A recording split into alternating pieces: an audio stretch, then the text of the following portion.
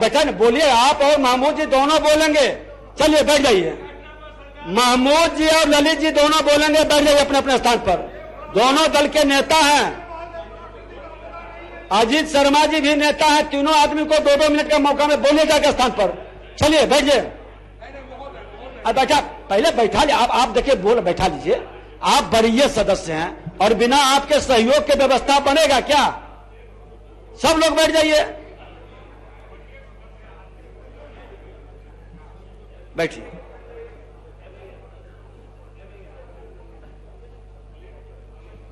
अब बैठ जाइए। सुदय जी बैठिए। अब 1 मिनट नहीं, नेता इन्हीं को आपके तरफ से, और जो भी आसन की ओर से आपको मिल रहा है अनुमति, तो सत्य और तथ्यपरक जिसकी प्रमाणिकता आपके पास है वही बात को रखेंगे। महोदय, कल शाम से न्यूज 18 में ये चल रहा है, 1 घंटे का एपिसोड है महोदय। उस 1 घंटे के एपिसोड में यह दिखाया जा रहा है कि पूरे पटना किस तरह से शराब माफिया पूरे पटना में हावी है, और शराब बेचने वाले का यह जो है मंतव्य है कि हम अधिकारियों के मिलीभगत से बेच रहे हैं, हम अधिकारियों को महीना दे रहे हैं। और महोदय, इसी सदन में कल माननीय मंत्री ने यह कहा कि शराबबंदी पूर्ण रूप से सफल है, हमने इतने गाड़ियों को पकड़ा है, हमने इतने आदमियों को जेल भेजा है, और बड़ी खुशी के साथ उनका जो है आया था कि हमने न्यायालय के द्वारा इतने लोगों को फांसी की सजा हुई है। महोदय, यह कानून क्या सिर्फ गरीबों को फांसी देने के लिए बनी? जिस जिस थानाओं में इस तरह की घटना का समाचार आया है, वैसे थाना प्रभारियों को तुरंत अविलंब सरकार बर्खास्त करे, वहां के एसपी को अविलंब बर्खास्त करे। यही हम मांग करते हैं विपक्ष की ओर से, और मंत्री को भी। चूंकि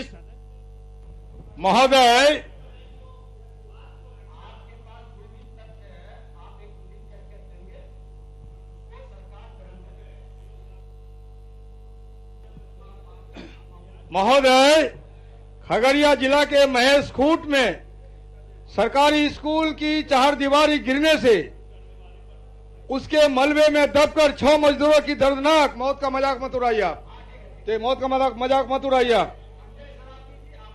दर्दनाक मौत हादसा नहीं बल्कि एक आपराधिक कृत्य है।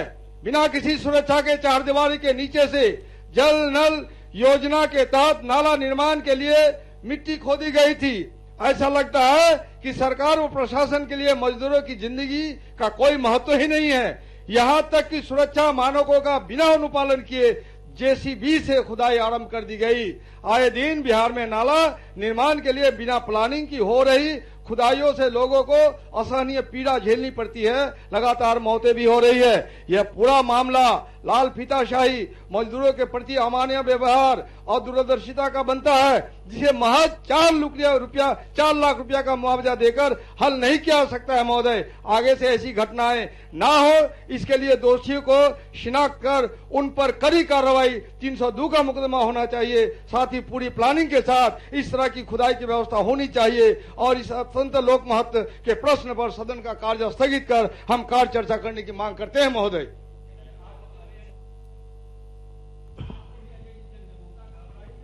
अध्यक्ष महोदय, आज यहां विधानसभा में जितने माननीय सदस्य मंत्री हैं, आपने तथ्य मांगा है। एक भी व्यक्ति बोले कि बिहार में शराब नहीं बिक रहा है शराबबंदी के बाद। ईमानदारी से, ये सदन है, ये लोकतंत्र में, और ये मंदिर है हम लोगों का, और सब जगह बिक रहा है। मैं काफी दिनों से आवाज उठा रहा हूं।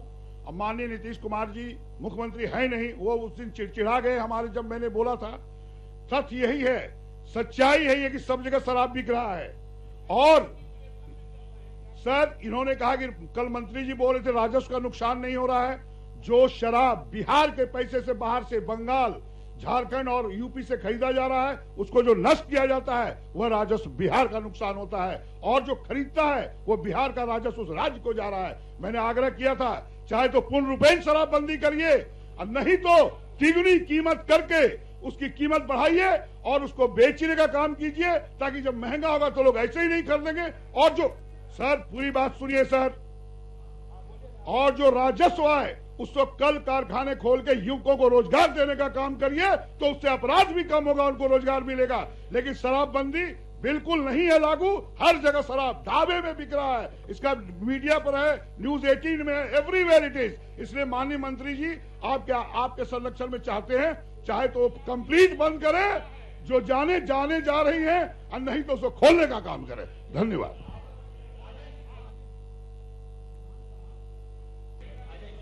महोदय, मैं कल सूचना में ही दिया था, बस दो बात।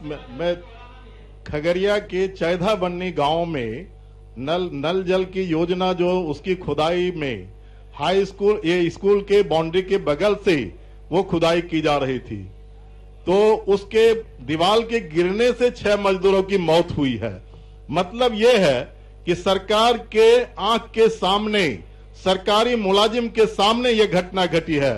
कौन वो एग्जीक्यूटिव इंजीनियर है, कौन वो इंजीनियर है जिसने इस तरह का एस्टीमेट बनाया, उसको सरकार दंडित करेगी कि नहीं, ये एक मांग है। दूसरा मांग हमारा है कि उन मजदूरों को, चूंकि ये गैर आपदा में ना लेकर के ये सरकारी काम में उसकी मौत हुई है, इसलिए 20 लाख रुपए की मुआवजा की मांग मैं करता हूं।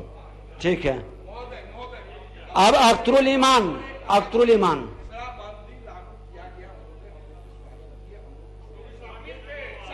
समर्थन दिए महोदय, लेकिन शपथ भी लिए थे, बिहार में सब लोग मिलकर शपथ भी लिए थे। बिहार में एक मजाक उड़ाया जा रहा है शराबबंदी का।